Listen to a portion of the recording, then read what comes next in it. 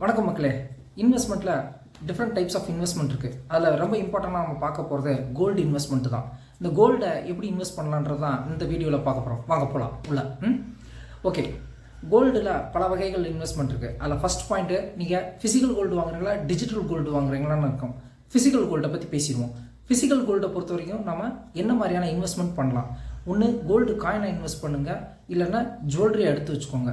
ரொம்ப பேர் பிஸ்கட் வாங்கி வை அப்படின்னு சொல்லுவாங்க. அதெல்லாம் வேண்டாம், ஏன்னா அது ரொம்ப பிரச்சனைக்குரிய விஷயம்.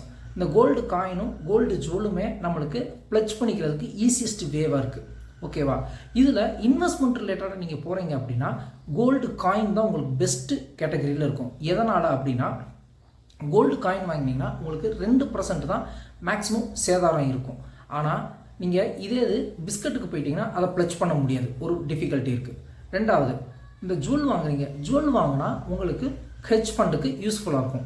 அதுலேயும் என்ன பண்ணீங்கன்னா, இந்த ஜுவல்லை பொறுத்த வரைக்கும் இதுக்கு கிட்டத்தட்ட எந்த ஒரு நகை கடைக்கு போனாலுமே குறைஞ்சபட்சம் 14% செய்கூலி சேதாரம் சேர்ப்பாங்க. ஜிஎஸ்டி எல்லாத்துக்குமே ஒன்று தான். ஓகேங்களா? இதை நான் எக்ஸ்சேஞ்ச் பண்ணிக்கிறேன், எனக்கு ஒரு 5-6 வருஷம் கழிச்சு புது நகை வேணும் அப்படின்ன போது காயினை எடுத்தோம்னா அந்த காயினை கொண்டு போய் அந்த கடையில் கொடுத்தோம்னா அந்த காயினுக்கு எந்த ஒரு வேஸ்டேஜும் இல்லாமல் அந்த காயினை அப்படியே அன்னைய ப்ரைஸ்க்கு எடுத்துக்கிடுவோம்.